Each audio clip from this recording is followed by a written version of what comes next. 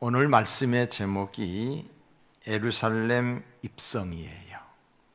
우리가 창세기 강해를 계속해 왔는데 오늘이 종료주일이고 또 다음 주일이 부활주일이기 때문에 두 주간은 절기설교를 해야 되지 않겠나 해서 오늘 말씀의 제목을 예루살렘 입성이라 이렇게 정했습니다. 마태, 마가, 누가, 요한복음을 가리켜서 사복음서라고 그럽니다. 예수님의 나심과 사심과 죽으심과 부활을 예수님에 관한 이야기를 기록한 것이 사복음서예요. 이 사복음서에 마태복음에는 기록이 되어 있는데 요한복음에는 기록이 안 된 부분들이 있어요. 종합해서 보면 전체를 보게 되는데 이 예루살렘을 입성한 이 사건에 대해서만큼은 마태, 마가, 누가, 요한이 다 기록을 하고 있습니다. 그만큼 이 사역이 중요한 사건으로 여겼기 때문에 기록하고 있지 않나 이렇게 생각을 합니다. 유대인의 명절인, 유대인의 대명절인 유월절을 앞두고 예수님의 제자들뿐만이 아니라 많은 사람들이 유월절을 지키기 위해서 예루살렘으로 올라가고 있었습니다. 자, 그러면 유월절이 뭔가? 유월절은 이스라엘 백성들이 애굽에서 종살이를 하고 있을 때에 그들이 애굽에서 출애굽을 하게 돼요. 그 마지막 날 출애굽을 하던 그날 밤에 하나님의 사자가 애굽에 있는 모든 첫 것들, 장자, 첫 새끼 모두를 다 심판을 해요. 그런데 하나님이 가르쳐준 대로 문설주에 피가 발려져 있는 집들은 이 죽음의 사자가 지나가요. 그래서 유월했다.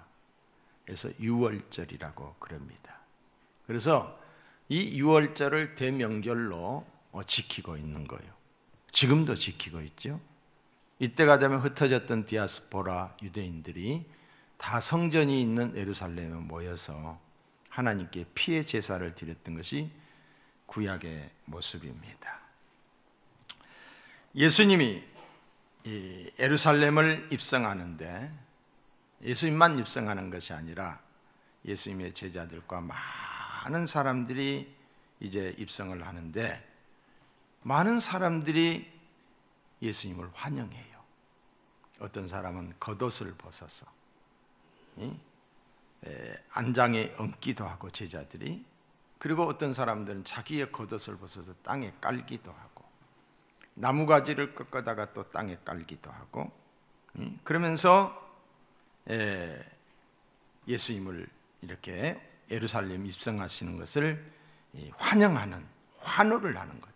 호산나 다윗의 자손이여 라고 하면서 환호했어요. 이 사실을 기념하는 주일이 종려주일이에요. 종려주일. 종려가지를 흔들면서 이 사람들이 환영했다 해서 종려주일이라 이렇게 이름하고 있는데 오늘이 바로 그 종려주일입니다. 사랑하는 성도 여러분, 이제 오늘부터 이제 한 주간이 우리는 고난주간이라고 그래요. 그러니까 사순절 기간에서도 가장 핵심적인 주간이 바로 이 고난주간이 오늘부터 시작이 돼서 주일날 새벽까지 이어지는 거예요. 금요일날 주님이 십자가에 못 박히잖아요. 그리고 주일날 새벽에 다시 부활하시게 됩니다. 부활의 새벽을 맞이하게 되죠. 제가 바라옵기는 이번 부활주일을 기점으로 해서 가정에서 예배 드리는 많은 분들이 다시금 다 나와서 하나님께 예배하는 그런 회복의 역사가 있기를 주님의 이름으로 축복을 드립니다. 다른 어느 때보다도 이 고난주간에는 우리가 경건의 삶을 살아야 됩니다. 기도하셔야 되겠지요. 그리고 말씀을 묵상하고 오락을 삼가하며 또한 주님의 뜻을 헤아리고 내 자신을 살펴보는 그런 그런 은혜의 기간이 되기를 주님의 이름으로 축복을 합니다. 우리 교회는 이 고난 주간을 이렇게 보내기를 원합니다. 첫째는 지금 우리가 20일 작정 새벽 기도회를 하고 있습니다. 지금 절반 이상을 했죠. 근데 내일부터 시작되는 내일부터도 하게 되는 이 새벽 기도회에 여러분들이 다들 나왔으면 좋겠어요. 자, 정말 여러분들에게 부탁합니다. 우리 주님이 십자가에 운명하시기 전에 제자들에게 깨어 있어 기도하라. 그러면서 잠시도 나와 함께 기도할 수 없더냐, 그렇게 말씀을 하셨거든요. 이 한 주간만큼이라도 여러분들이 새벽에 나오셔서 같이 기도를 했으면 좋겠다. 둘째로는 이 고난의 기간을 지나면서 하루 한 끼씩이라도 주님의 고난에 동참한다, 그런 마음으로 금식하며, 금식한 그 밥을 먹지 않은 것으로 해서 내가 5,000원도 되고 10,000원도 되고 스스로 계산을 해서 금식미 헌금으로 코로나로 인하여서 고난을 당하고 있는 지구촌의 어려운 이웃들을 월드비전과 함께 돕기를 원합니다. 그래도 우리나라는 코로나가 있지만은 그렇게 어렵지 않아요. 그러나 저 어려운 나라들은 모든 것이 다 올스톱이 됐어요. 우리가 한 끼 먹는 식사비면은 그 어려운 나라에서 어린아이들이 한 달 먹을 수 있는 우유값이 되는 거예요. 그래서 이에 함께 했으면 좋겠다. 여러분들이 이제 좀 이따 설교가 마치고 돌아가실 때 뒤에 가시면은 그 저금통이 와 있어요, 월드비전에서. 그래서 여러분들이 이 한 주간 동안 금식하면서 기도한 것을 거기에 담아서 제출해 주시면 우리가 또 월드비전으로 이렇게 전달을 해서 그들이 도울 수 있도록 그렇게 하겠습니다. 그리고 세 번째로는 사랑의 헌혈을 했으면 좋겠어요. 지금 이 코로나 상황에서 절대적으로 지금 이 피가 부족하다라고 하는 그런 이야기를 들었어요. 우리가 할 수 있는 게 무엇인가? 우리가 이웃 사랑을 할 수 있는 게 뭔가? 이 작은 것이라도 우리가 할 수 있는 것, 정교인이 적극 참여해 주셨으면 좋겠습니다. 그래서 헌혈하고 그 헌혈 증서를 모아서 소아암, 난치병 어린이 돕기에 사용하도록 그쪽으로 저희들이 보내드리려고 합니다.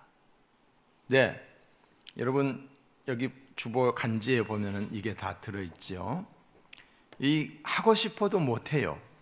왜 그러냐면은 뭐 기저질환이 있거나 또 몸이 건강치 못하신 분들은 그 피가 막지 않기 때문에, 피가 막지 않는 분들은 할 수가 없습니다. 또 약을 드시고 계시거나 이런 분들도 할 수가 없어요. 그러니까 건강하신 분들은 꼭 이 헌혈에 같이 동참해 주세요.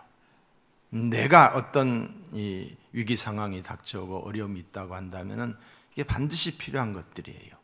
꼭 함께 해 주셨으면은 대단히 감사하겠고, 지금 이 시간에 여러분들이 써놓으세요. 내가 하고 싶은 사람들은, 성령의 감동이 있는 사람들은 하세요. 그게 순종이에요. 그렇게 해 주셨으면 감사하겠고요. 그리고 네 번째로는 다음 주일이 이제 부활주일입니다. 우리가 부활주일이 되면은 특별헌금, 성탄이라든가 이렇게 하는데, 이번 부활주일 헌금은 어려운 이웃들과, 그리고 개척교회를 하다가 이 코로나 상황에서 완전히 아무것도 할 수 없는 그런 상황이 되어버린 그런 교회들을 돕으려고 합니다. 얼마가 나오든 간에 우리 교회 안에 들어온 모든 부활주일 헌금은 이웃을 위해서 이렇게, 물론 우리도 넉넉하지 않지만은 그렇게 하겠습니다. 그리고 다섯 번째로는 다음 주일날, 이날 주일날이죠. 3부 예배에서부터 컨퍼런스, 온 가족과 함께하는 컨퍼런스. 말이 컨퍼런스지 심령 부흥 대성회입니다. 오시는 강사 목사님이 세계적인 석학이에요. 너무 탁월하신 분이시라 참 모시기 힘드신데 3부 예배 때부터 온 가족이 함께하는 성회예요. 그래서 2층 이렇게 다 띄엄띄엄, 요 앞에까지 다 띄엄띄엄 앉아가지고 예배에 참석을 했으면 좋겠어요. 그러니까 월요일 주일 11시에 시작을 하는 11시 예배부터 하는데 다음 주일날은 될 수 있는 대로 2부 예배, 1부 예배보다는 3부 예배에 나와 주셨으면 대단히 감사하겠습니다. 그리고 수요일까지 집회가 이어집니다. 그런데 주일날, 주일 밤, 그리고 새벽, 그리고 월요일 저녁과 화요일 날은 온라인으로, 동영상으로 보낼 거예요. 왜 그러냐면은 우리가 공적인 예배 외에는 드리는 것을 관에서 또 질병관리본부에서 허락을 하지 않아요.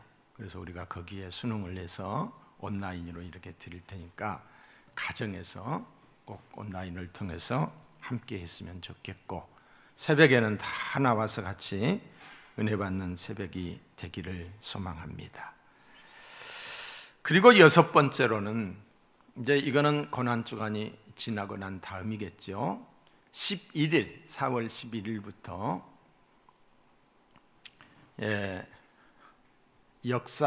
우리나라의 역사에 관계되는 역사관 교육을 하려고 합니다.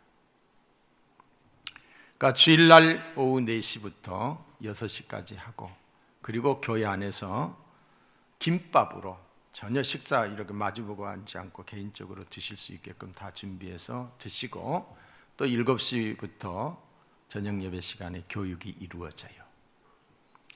여러분, 역사관이 우리나라의 역사를 모르기 때문에 국가관이 없는 거예요. 나라 사랑하는 마음도 없는 거예요. 우리나라의 역사가 어떤 역사예요? 슬프고 슬픈 역사예요. 이걸 몰라요. 이걸. 역사를 모르면 또 슬프고 슬픈 일을 당해야만 하는 그런 일들이 일어나요. 다른 그 어떤 것보다도 교육을 통해서 깨어나는 것이 나라 사랑하는 것이다. 우리나라가 너무도 역사 왜곡이 많아요. 우리 교육자들은 매주 토요일 날 우리가 역사관 공부를 하고 있어요. 그런데 저도 어제 깜짝 놀랐어요. 이런 것들은 어디서 배운 적이 없는데 숨겨진 역사들이. 우리 독립투사들이 일을 많이 했잖아요. 그런데 이 공산주의, 레닌, 스탈린에 의해서 자유시라고 하는 곳에 우리 독립투사들을 다 무장해제 시켜가지고 다 산발적으로 있었잖아요. 20명, 30명 다 각계 전투를 했던 거예요. 그런데 그 사람들을 다 몰아가지고 이제 좋은 군대로 조직을 한다 해서 자유시로 모아놓고 거기서 우리 독립투사들을 다 죽였다는 거예요. 그 이후로는 독립운동이 일어났어요. 당연히 김자진 장군과 같은 그런 분들은 그런 낌새를 채고 가지를 않았다는 거예요. 이런 슬픈 역사들이, 감춰진 역사들이 있어요. 그래서 종 강사님이 오십니다. 여러분들이 정말 그 어떤 것보다도 이쪽에 비중을 두시고 전체가 다 참여해서 배웠으면 좋겠어요. 근데 이 교육은 우리 믿는 사람들뿐만이 아니라 안 믿는 사람들 모시고 오세요. 안 믿는 사람들. 교육을 위해서. 그래서 제가 우리 대덕구 관내에 있는 개척교회 목사님들도 이 교육을 받은 사람에 한해서 내가 지원을 해줄 거예요. 받은 사람에 한해서. 자, 이제 본문으로 돌아갑니다. 예수님이 두 제자에게 말씀하셨어요. 마을로 가서 아직 아무 사람도 타보지 않는 나귀 새끼를 끌고 오라고 그랬어요. 여러분, 소가 쟁기질을 하는 것도 이게 훈련이 돼야 돼요. 그래서 저희 고향에서 소를 훈련시킬 때는 백사장으로 끌고 가가지고 여기다 멍에를 매가지고 막 끌고 다녀요. 그러면 여기가 굳은 살이 배겨가지고 쟁기질을 잘하거든요. 말도 그렇잖아요. 말도 그냥 이 훈련이 되지 않는 말은 사람이 타면 이리 뛰고 저리 팔딱 이리 뛰고 난리 법석을 치잖아요. 근데 이 새끼 낙이 새끼를 끌고 오라고 그래요. 만일 누가 뭐라 하거든 주가 쓰시겠다 하라라고 하셨어요. 그 내용이 오늘 11장 1절부터 6절에 있는 말씀인데 조금 전에 읽었기 때문에 그냥 지나갑니다. 자, 예수님께서 나귀 새끼를 타시는 것에 관해서는 이미 600년 전에 선지자 스가랴에 의해서 예언이 되어 있었습니다. 600년 전에 정확하게 예언이 되어 있었어요. 스가랴 9장 9절에 보시면 시온에 따라 크게 기뻐할지어다. 예루살렘에 따라 즐거이 부를지어다. 보라, 내 왕이 내게 임하나니. 내 왕이 예수님을 가리키는 거예요. 그는 공의로우시며 구원을 베풀며 겸손하여서 나귀를 타나니 나귀의 작은 것 곧 새끼니라 그랬어요. 예수님께서 나귀 새끼를 타신 것은 성경의 애언의 성취예요. 여러분 얼마나 우스꽝스러운 건지 몰라요. 새끼 나귀를 탄다. 성인이 굉장히 불안한 거잖아요. 우스꽝스럽고 불안한 거예요. 그런데 여기서 우리가 알 수 있는 것은 예수님의 전 생애를 통해서 나타나는 큰 특징 중에 하나는 구약 성경에 예언이 되어 있는 것들이 신약에 와서 예수님에게서 그대로 이루어진다는 거예요. 예언의 성취예요. 그러니까 예수님의 나심, 예수님의 사심, 예수님의 죽으심, 예수님의 부활하심, 이 모든 것들이 예언되어 있는데 그대로 이루어졌다는 사실이죠. 성경대로 예수님은 오셨고, 성경대로 예수님은 사셨고, 성경대로 주님이 죽으셨고, 주님이 부활하신 거예요. 그러니까 이 우스꽝스러운 나귀를 타는 이것도 성경에 예언이 되어 있기 때문에 예언의 성취로 이루어진 줄로 믿습니다. 나귀 새끼를 타신 예수님은 겸손함으로 표현을 하고 있어요. 오늘 여기 스가랴 9장 9절에 보면 이렇게 나와 있잖아요. 그는 공의로우시며 구원을 베풀며 겸손하여서 나귀를 타나니 나귀의 작은 것 곧 나귀 새끼니라 그랬어요. 예수님께서 예루살렘 성에 입성하실 때 그 모습은 정말로 한심할 정도로 초라한 모습이었어요. 한번 상상을 해보세요. 나귀가 얼마나 작은 거예요. 그런데 어른이 거기 새끼 나귀에게 타고 있어요. 그러면서 입성을 하고 있어요. 얼마나 우스꽝스러운 모습입니까? 그러니까 나귀도 초라하지만 그 나귀를 타고 입성하시는 예수님도 굉장히 초라하고 약하게 보였던 거죠. 이는 뭘 상징하느냐? 하나님의 인간됨을 상징하는 겸손을 상징하고 있는 거예요.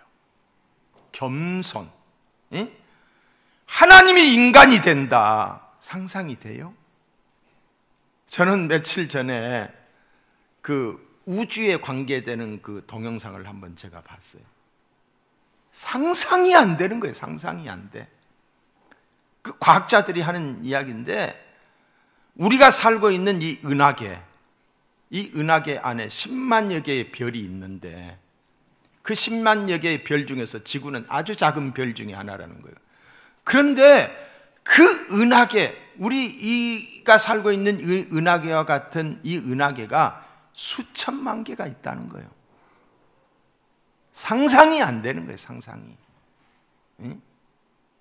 그 무슨 더블 만원경으로 이렇게 그 우주선이 가서 찍어서 이렇게 사진이 우리에게 이렇게 도착하는 거, 거기서 찰칵해가지고 찍어서 도착하는 데만 4개월 걸린다는 거예요.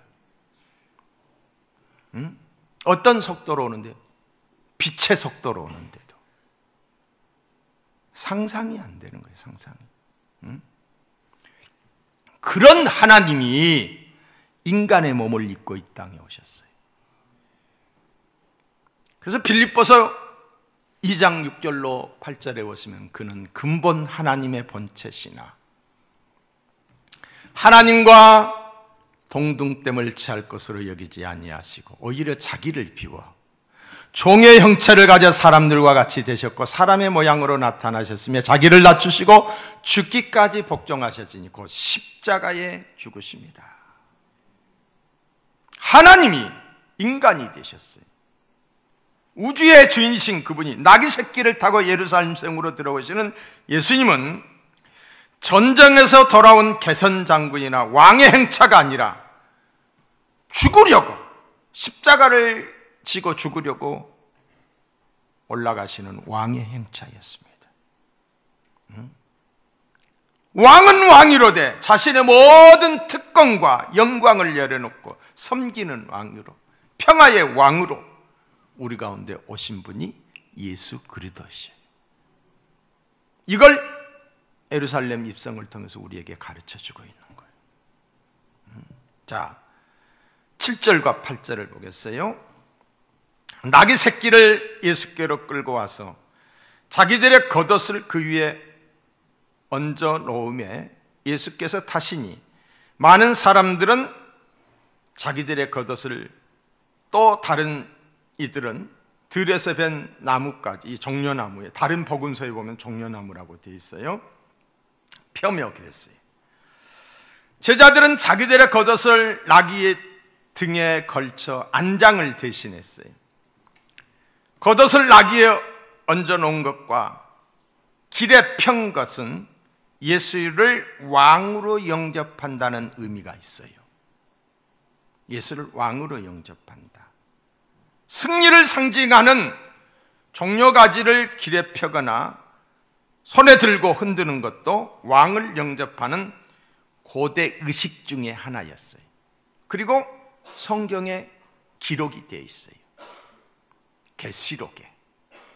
앞으로 우리가 하나님 나라에 갔을 때 이와 같은 현상을 기록하고 종려나무 가지를 흔들어. 자, 계시록 7장 9절로 12절을 보겠습니다. 이일 후에 내가 보니 각 나라와 족속과 백성과 방언에서 아무도 능히 셀 수 없는 큰 무리가 나와 흰옷을 입고 큰 무리, 구원받은 무리, 인물이 손에 종려가지를 들고 보좌 앞과 어린 양 앞에 서서 큰 소리로 외쳐 이르되 구원하심이 보좌에 앉으신 우리 하나님과 어린 양에게 있도다 하니 모든 천사가 보좌와 장로들과 내 생물의 주위에서 서 있다가 보좌 앞에 엎드려 얼굴을 대고 하나님께 경배하여 이르되 아멘. 찬송과 영광과 지혜와 감사와 존귀와 권능과 힘이 우리 하나님께 세세토록 있을지어다 아멘 하더라고 그랬어요. 앞으로 이런 일이 있어요. 우리가 그 흰무리 구원받은 저와 여러분들이 종려가지를 들고 왕 되신 어린 양 예수님께 영광을 돌리는 모습이 이 계시록에 기록이 되어 있어요. 마가복음 10장 9절에 보시면은 앞에서 가고 뒤에서 따르는 자들이 소리를 지르되 호산나 찬송하리로다. 주의 이름으로 오시는 이여 찬송하리로다. 오는 우리 조상 다윗의 나라여 가장 높은 곳에서 호산나 하더라. 호산나 찬송하리로다. 호산나 호산나라고 외치는 사람들의 반응은 여기서 느껴지는 게, 제가 설교 준비를 하면서 느낀 게 뭐였냐면 이들이 흥분이 돼 있는 거예요. 이들이 상기가 돼 있는 거예요. 입성하시는 예수님을 보고 그들은 그동안 예수님에 대해 가졌던 그들의 기대가 이제 비로소 이루어지는구나. 흥분하고 있어요. 예수님이 오병이어의 기적을 이루셨을 때에 보리떡 5개와 물고기 2마리로 5,000명이 먹고도 12광주리가 남았을 때 군중들의 반응이 어떠했어요? 예수님을 왕으로 삼으려고 했어요. 예수님을 왕으로 삼으려고 했어요. 왜? 빵의 문제를 해결해 주니까. 옛날이나 지금이나 경제의 문제, 국민들이, 사람들이 관심이 많잖아요. 그러니까 예수님이 그 자리를 피했어요. 왜? 예수님은 정치적 메시아로 이 땅에 온 게 아니었거든요. 뿐만 아니라 예수님이 여러 가지 기사와 이적을 행하는 거예요. 그 기사와 이적을 행하는 것을 보면서 사람들의 기대 속에는 저 사람이 우리에게 보내신 메시아가 아닌가, 저 사람이야말로 우리의 빵의 문제를 해결하고 우리의 정치적인 압박, 전치적인 이 압제에서 우리를 해방시킬 수 있는 분이시다, 이렇게 생각을 했던 거예요. 그런데 그분이 입성을 하게 되니까 이 사람들이 흥분을 한 거예요. 흥분을. 그런 분위기에서 너나 할 것 없이 앞서거니 뒤서거니 하면서 종려나무 가지를 흔들려대며 다윗의 자손이여 호산나를 외쳤어요. 정치적인 메시아로 보았기 때문입니다. 다시 말해서 자기들의 어떤 욕구와 욕망을 채워줄 수 있는, 자기들의 피로를 해결해 줄 수 있는 분으로 알았기 때문에 이들이 흥분하고 있었던 거예요. 정말로 그들이 메시아 대신, 우리의 구원자 대신 예수님을 호산나 호산나 하면서 찬송했던 게 아니라는 거지요. 다윗의 자손이란, 여기서 다윗의 자손이여 그랬잖아요. 이 말은 메시아여 그런 뜻이에요. 구원자라는 거지요. 메시아, 왕, 이런 선지자, 제사장, 그런 뜻을 가지고 있는데, 호산나, 이 말은 비옵나니 구원하소라는 뜻이에요. 로마의 군대를 무찌르고 다윗의 나라를 재건하기를 기도했어요. 다윗이 얼마나 다윗 시대의 나라가 번성했어요. 그래서 그들은 모여서 환영을 했던 것입니다. 잘못된 기대감으로 다윗의 자손이여 호산나를 외쳤던 거예요. 주님과 함께하는 그들의 행렬은 주님과 상관없는 행렬이었어요. 주님을 찬양하는 호산나 다윗의 자손이 하면서 찬양했던 그 찬양은 하나님의 뜻과 반대되는 찬양이었어요. 주님을 위한 행렬이 아니라 자기들의 꿈을 위한 행렬이었고, 십자가와 고난을 위한 행렬이 아니라 자신들의 영광을 위한 행렬이었어요. 평화를 위한 행렬이 아니라 전쟁을 위한 행렬이었으며, 섬김을 위한 행렬이 아니라 지배를 위한 행렬이었습니다. 오늘날도 마찬가지, 우리가 주님을 믿노라고 주님을 따른다라고 하면서도 정작 주님과 다른 길을 가고 있는 동상이몽의 성도들이 많이 있습니다. 다시 말해서 주님의 뜻을 헤아리지 아니한다, 이 말이에요. 주님의 일을 하면서도 주님의 뜻을 헤아리는 것이 아니라 주님을 통해서 내 피로를 채우고 내 욕심을 채우고 뭔가를 이루려고 하는, 자기 영광을 위해 살아가는 성도들이 많이 있습니다. 예루살렘 성에 들어가시는 예수님과 사람들의 생각이 이리도 달랐어요. 예수님이 생각하고 있는 것과는 너무도 거리가 멀었다는 거죠. 제자들까지도 말입니다. 제자들도 예수님이 세우신 그 정치적인 나라에서 우정승, 좌정승, 뭐 한 자리 할까 해서 부탁을 했던 것을 기억하잖아요. 그들의 호의와 환호 소리를 들으면서도 우리 예수님은 기뻐하기보다는 얼마나 외로웠을까, 얼마나 쓸쓸했을까, 얼마나 안타까웠을까. 왜? 누구도 주님의 마음을 헤아리지 않았기 때문에, 누구도 주님의 마음을 모르고 있었기 때문이에요. 한번 상상해 보세요. 부모의 마음은 그게 아닌데 자녀들이 잘못 알고 있어요. 부모는 외로운 것이요, 지도자는 애로운 거예요. 앞을 볼 줄 알고 더 높이 알고 있는데 수준이 밑에만 있기 때문에 외로운 지도자, 그러면서도 그 길을 가는 것, 그런 지도자가 그냥 눈앞에 있는 것만, 그것만 해결하려고 하는 것이 아니라 멀리 보고 많은 것을 품고 사람들이 몰라서 인정하지 않지만 그 길을 가는 게, 이게 지도자예요. 예수님을 통해서 내 이익을 챙기려는 끈질긴 욕망 결별해야 됩니다. 예수님의 예루살렘 입성은 성공이나 축복이 아닌 고난과 죽음의 길이었어요. 예수님은 이걸 아셨어요. 그리고 제자들에게 이미 말을 했어요. 근데 제자들은 그걸 못 알아들었던 거예요. 마태복음 20장 18절로 19절에 보시면은 우리가 예루살렘으로 올라가노니, 주님이 말하잖아요. 인자가 대제사장들과 서기관들에게 넘기우며 저희가 죽이기로 결안하고 이방인들에게 넘겨주어 그를 능욕하며 채찍질하며 십자가에 못 박게 하리니 제3일에 살아나리라. 예수님의 예루살렘 입성은 고난을 위한 입성이었고, 주님은 그 길을 가면서 모르고 가는 길이 아니라 알면서 올라갔던 길.